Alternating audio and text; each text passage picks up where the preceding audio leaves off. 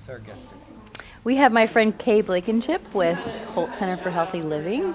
She came to talk to us about behavioral health, right? Thank you for having me. Yeah, we'll talk Yeah. a little bit about So, what is behavioral health? what does behavioral health mean. Well, part of it, I like to look at it as one of the things we do at the Hult Center. We're a center for education, but a lot of work that I do as a therapist is we're looking at it. We think nothing of thinking about taking care of our physical health. Well, it's kind of like taking care of your emotional health. And there are certain times, as much joy as the holiday season can bring, it can also be a very stressful time. So we kind of look at how to take care of yourself and how to deal with some of the stresses. And sometimes holidays are not always, we have some beliefs about what holidays should be like, but they're not always like that for everyone. Right. Well, yeah, I think my brother does not like Christmas season. Well, he kind of does because we're around family, but just, I don't know if it's bad memories or what, but just always had a tough time with Christmas. And there's a lot of people that are, have deaths around this time, so it doesn't bring a lot of cheer. Right? So that's the things that you're dealing with, right? Yes, and also, we have one sense of how do we honor people we've lost and how to, have them with us, even though physically they may not be with us that way. And also sometimes when we think about even working with families, we have to realize that we all have different families, we all have different backgrounds, and we have different experiences. So it's not always thinking back when we assume family looks like when we see it on the TV shows. The other side is just the expectations we have of ourselves and others and rushing and trying to buy the perfect gift and trying to gather the family together and the stress that comes with that and some of the expectations we put on ourselves. Isn't that fun how we do that? She said we did it to ourselves. Yeah, generally so. So what are some things that we can do to kind of help get through the tough holiday seasons? We got family around or not family around, which makes it hard too, right? Right. And I think part of it is knowing where you're at and saying it's okay to not be okay, but to know when to reach out and where to reach out for help. Does that make sense? For example, some people, if you're in a transition, let's say someone's just moved here or you don't have your family here with you, you have to look at what other supports. Some of the best advice I'd gotten from a friend once when we were in the middle of a transition is that where you move and your community you create, those people become your family. So what can you do to make sure that you do have special times or certain celebrations or connections with people, however that may be for you? That's right. That doesn't have to be an actual blood family, right? We all have extended families too. Your family? That's right. Yeah. So, All have different families. yeah. So part of that is looking at, and the other is getting involved. Sometimes when we can step out of ourselves, if we can experience also the gratitude for the gifts and things we've experienced, but also to be able to serve others. We talk about emotional health and well-being, and that is one of the best ways to kind of help balance our own emotional health, to be of service, because when we do that, it's a natural empathy and it really does feel good. It gives us and the brain chemicals. It's a pleasure, Yeah. So, which is what our show is all about, There right? you go. Giving back. Yep. So, just another reason to give back to. That's what I always say. I tell you, if you want to invest in yourself, invest in others, and it comes back. Threefold. Yep. So, how can somebody get involved with Hult as far as mental For health? example, there's many different ways people can volunteer for the Hult Center and get involved with even our mental health outreach. We have a youth mental health program. We also do talks and presentations for adults.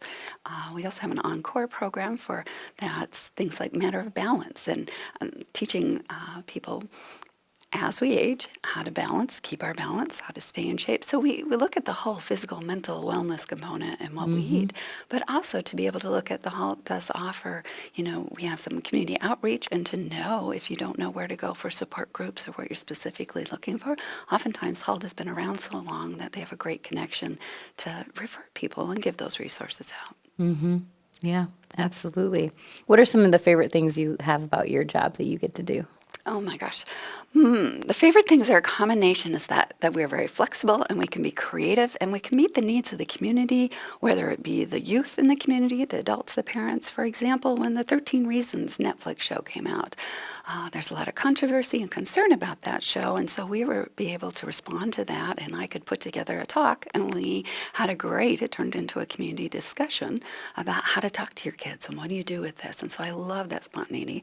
I like the work I do one-on-one and also with groups. For example, this next year I'm looking at, we don't have a large resources for grief support for children and adults. Especially my specialty is looking at suicide prevention and also postvention, what to do after a death to make sure others stay safe and we don't create like a copycat effect. So one of the things I really love is that with Hult, we see the needs and I have the freedom to say, wow, what can we do and create? So I'm looking at creating some children's bereavement groups specifically for loss, but also for possible homicide, loss by homicide, and also dealing with parents who are incarcerated possibly. So there's some challenges, but there's such great growth and opportunity that we can do. So I love that. I love connecting with the community, meeting new people, and sharing, the skills and things I've learned along the way. That's awesome. Is there an increased number in suicides around the holidays versus other times of the year? Or? We used to look at that and say, oh, it's a holiday season. And I think the stresses and things can bring out things for people. Oftentimes, I think if you look at the national or the trends, we often think it's the holidays, but oftentimes it is the spring where we see a higher increased rate. Interesting. But that doesn't mean that this isn't a time, to check on loved ones, check in, especially if you have people that you're already concerned about, just to reach out and make that connection and ask them, how are you doing? Yeah. I bet the conversations with the 13 Reasons was pretty interesting.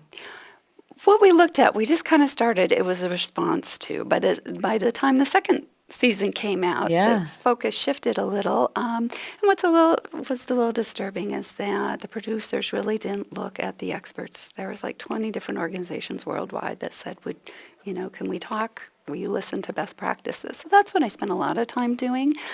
So it opened up some good dialogue on how to talk to your kids about this and how do you handle it. And one of the things I really enjoy doing is talking about suicide prevention, especially with kids. They're not uncomfortable. We kind of normalize it. This is something that exists and we talk about. And I spend a lot of time educating adults and parents on the myths. And that's okay to ask about suicide and talk with your kids. So. Yeah, it seems like there's an increase, at least my awareness of suicide in this area. Are you seeing more, or what's the dynamic behind it, I guess? Well, we can look at two things. One is the national trend. The CDC just came out with like a 20-year study that shows that suicide rates have risen at least 25%, if not higher, in all states. So we're seeing it go up. And something to think about, oftentimes we have kind of a belief, not here, not in our community. In Illinois, age 10 to 14, suicide is the leading cause of death. We are higher than the national rate. So when we're looking at these things, there's some things about our state and what can we do and how can we start educating and also outreach and connecting. So what does that look like conversations, if maybe you're in a scenario that you're worried? What should somebody do? One of the things that I do through the Hult Centers, we offer, it's called QPR. It's a gatekeeper training. It's for anyone. And what it is on how to ask the question and learn the warning signs if someone's suicidal, how to persuade them to get help, and know the resources. So one of the things I tell people, research has found, I think one of the biggest myths, especially with adults, is if I ask or talk about suicide, I'm going to make you do it. And what I tell them, research has shown the exact opposite. So it's okay to ask. And some people can ask really directly, and some people can be kind of indirect. Whatever's comfortable, but asking reduces anxiety, gives a person hope, and can reduce an impulsive act. So we really encourage start the dialogue, and if you're uncomfortable, take someone else with you to start the conversation and just checking in. You can do it several ways. So we are doing a full broadcast today up until 3 o'clock. So we have a lot of different hosts coming in and out, and thank you for being one of our guests. We're going to come back to you in just a little bit. But one thing that we're asking is that if you have found us, make sure you watch and share it with friends and let people know. If you would comment. Comments are really big in helping us getting the word out. And we've got a lot of things going on. This will air on Christmas Day also. Okay. We have the Christmas story that's going to be read during the noon hour with some music, and we have some other things planned for the day, but you'll really want to tune into that. Absolutely. Yeah, so we've got probably another minute for this segment. What are some of the signs that we need to look for? One of the biggest things for yourself or someone else is if you see a real dramatic change in behavior. So, for example, if someone is very down or been dealing with depression and you see a rapid mood swing, that they're suddenly very happy, that's a warning flag, a dramatic change. Or someone that's normally very happy, all of a sudden dramatically down. Other things, irritability, appetite change, sleep, anything where they feel like they're not able, they're feeling overwhelmed or can't cope. Those are times where it's to check in and ask for help for yourself or check in on someone else. Great. Awesome. Wow, great tips, and we'll come right back to that.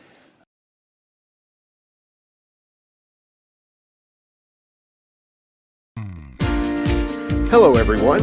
Welcome to In the Neighborhood with your hosts, Tim Johnson and Stacy Borho. Together, they are finding out what makes the heart of the Heartland beat. They sit down with people in your community that lead organizations, businesses, and government. You'll learn who they are and what they're involved in and why. They are the people in your neighborhood. It's In the Neighborhood with Stacy Borho and Tim Johnson. So talk to us about how you started in Volunteering. volunteering. Being a graduate from Peoria Notre Dame, they mandated us to do 100 service hours. And I know a lot of the kids actually did a turkey drive and they walked door to door. And a friend of mine and I actually decided to do a hotline. So there was the Teens Need Teens hotline that we did 40 hours in class to learn about how to handle the phone calls that came in. But it was other teens that called. So we were set up on different times during the day to be available. And we had a teen line actually at home since at our house we had 2 phone lines. But anyway, they would call and they'd say, we have a caller for you. And then I would be available to talk to girls and guys in regards to whatever was stressing them out. So I'd hear about depression, divorce, thoughts of suicide, and all different kinds of things. But it was just, they just wanted someone to talk to, right? They just wanted someone to hear them.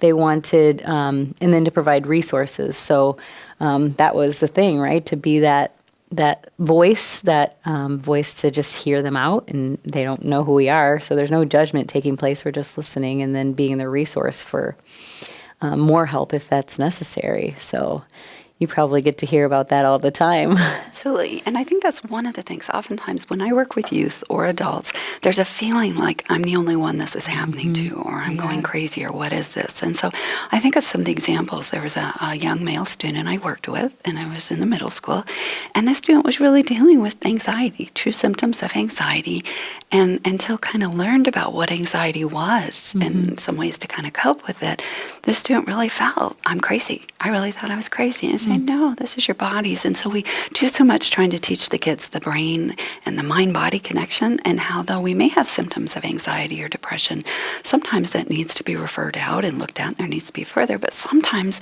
it's a way of learning our body signals and to know when that stress or anxiety is building and ways to kind of cope with it.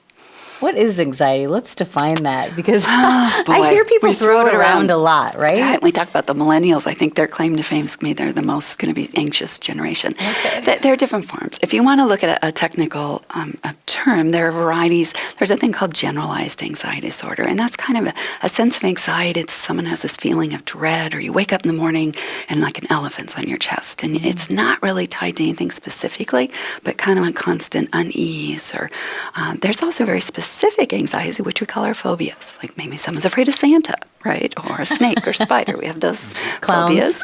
Yeah. And then we also get into the panic disorders, where someone may have a panic attack, and that can be tied to post-traumatic stress disorder. Let's say you've been in a natural disaster or a car accident or something. Certain things can trigger that event, and it almost feels like your body, like you're there reliving it. So then we also kind of have just our low grade that we often use. Anxiety is a way to talk about, I think it's our body and brain stress response. It changes our breathing, it changes our hands get sweaty. There's a whole thing right now on stress and anxiety, and that it increases this inflammation in our bodies that research is showing 20 years from now can lead to cancer, diabetes, health concerns. So what we're really looking at is if we can learn the mind-body connection, learn how to manage our stress now, especially the youth, where will they be 20 years from now? Could be totally different.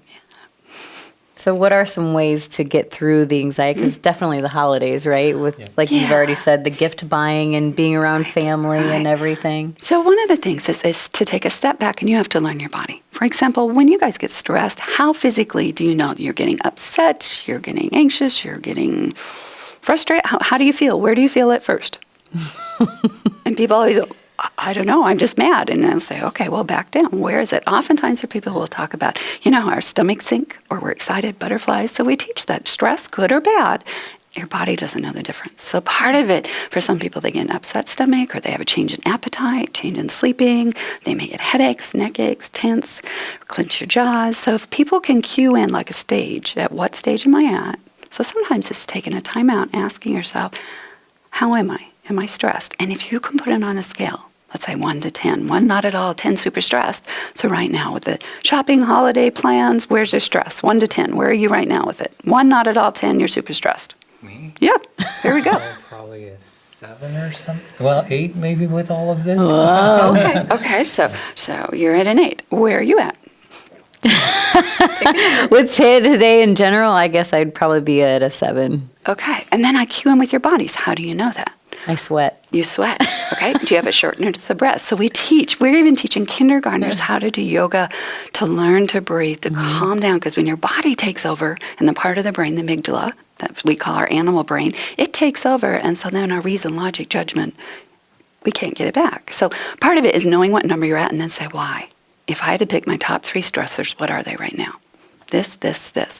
And then you have to look at what can I do about that. And sometimes it's changing a thought. Sometimes it's delegating. Sometimes it's lowering that expectation. And so part of it to say it is what it is, or I'm okay. It's okay. It doesn't have to be. Same things works if you're down. Like let's say 1 to 10 and you're always depressed and 1 is really, really serious. If you're always a 3 and I say, if I were to ask you, how are you feeling today? I'm down. How are you feeling today? No, I'm still don't feel good. How are you feeling? If I say, how are you? And you say a 2, next week 2. How about now? I'm at 2.4. Okay. 0.4. What's the difference? Because we focus on how bad we are. Let's focus on what we did differently, capture that, and try to duplicate it. So we'll use that with adults and kids. I think it goes back to breathing. I stopped breathing when I'm stressed. So I just started learning more and more about that, just taking the time just to actually take a deep breath, right? I don't even think people know how to breathe anymore, right? We tend to not belly breathe, and we breathe up and down when we are stressed. And part of that, if you take a really deep inhale, and I won't do it on camera, and exhale loudly and slowly through your mouth, like blowing out a birthday candle, that actually calms down your limbic system. So your body isn't convincing your brain that there is a danger. Because that's what anxiety does to us. The amygdala that's left over for fight or flight mode, it kicks in. And so a panic attack, for example, or feeling really stressed and anxious, is our body saying we're in danger, we're in danger. So I even work with the younger kiddos that we name the amygdala. We give it a name. For some, it's like a big dog, and it's there to protect you. But you need to learn how to train it to say, no, I don't need you right now. I'm okay. So that leads to less conflict and less overwhelmed feelings. Just the simple thing of breath. That's why I'm thinking I need to do yoga. Just relax and just... Anyways. Is that today? Are we going to be able to do yoga today? Yeah. 4 o'clock. No, we're done by 3. So. Anyways.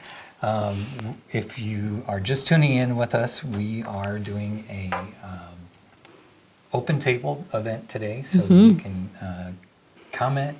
Please comment. That helps us out greatly. More people get to see it, and we're just having fun today.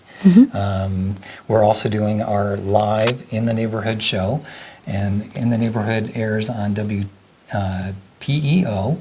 We're also on I3 Cable, which is on I3 Broadband Channel 17, and we're on Facebook, YouTube, and we're everywhere. broadcasting. So that's what we do. So And I'm losing things today too. So you're also involved. Whitney's Walk for Life is now part of Hult Center. Is that correct? Yes, yes, it is. Whitney's Walk for Life is an event we do last Saturday in July, and it's a fundraising event, but it's a way for anyone who has dealt with the loss of suicide or wants to promote suicide prevention. Being able to talk here today, to do talks with kids, to do suicide prevention training with adults is often funded through our Whitney's Walk for Life fundraising. So we're very appreciative to what they do and the cause and how we promote talking about suicide prevention and wellness and where to get help. It's a great event out at the Jubilee Park. Have you been out there? All the years I have not. Oh, it's so amazing. The Sea of Green, as we call it. And there's so many amazing families that come out and support and talk and just to be there around each other. Absolutely. And it's, kids and pets and everything else. And I don't know that there are any other walks out there, but... Not in our area. Yeah. So it's something we are kind of being known for, and it's a great way for those families to feel like they're not isolated. Because when you're dealing with a loss or death by suicide, there's a lot of judgment and stigma, and so it helps you know you're not alone. Just keeps going back to that thing. Everybody thinks that I'm the only one ever having to do or go through this, and that's not the case. Exactly. So what's a phone number someone could reach out to if they needed help? So an easy one is the Suicide Prevention Lifeline, and it's 1-800-TALK. Or what we have found, they also have a text line, 741-741, and you can text hello to that. And research has found young adults and kids we're living in such a mobile world that they would prefer to have the conversation by texting. Right. So that's why that's been created. And to know you're not alone over the holidays, and if you are, please reach out. Yeah, they can be have a little more anonymity. Absolutely. That's a word. Yes. In texting. You give me a hard time. Nope. No. What am I supposed to do? Is there volunteer opportunities with Hult? Absolutely. If you would like to volunteer either with our adults or our youth programs, please call the Hult Center, and we would appreciate all types of help. And it's from hands-on active to just being able to help create packets and create supplies for our programs. All right. Thank you so much for your time. And, tell us the number to text.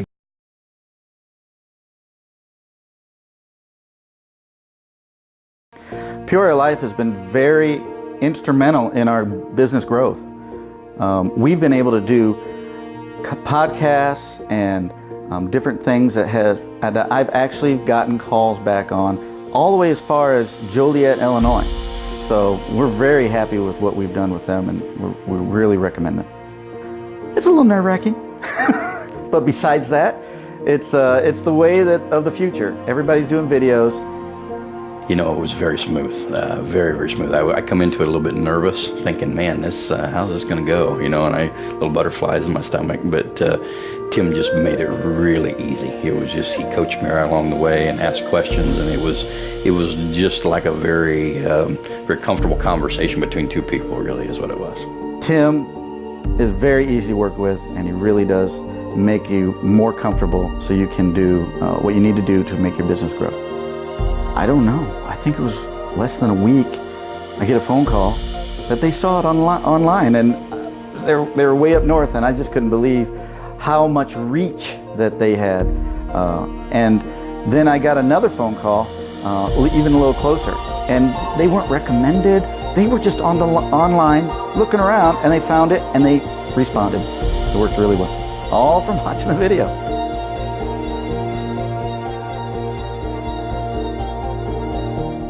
PeoriaLife.com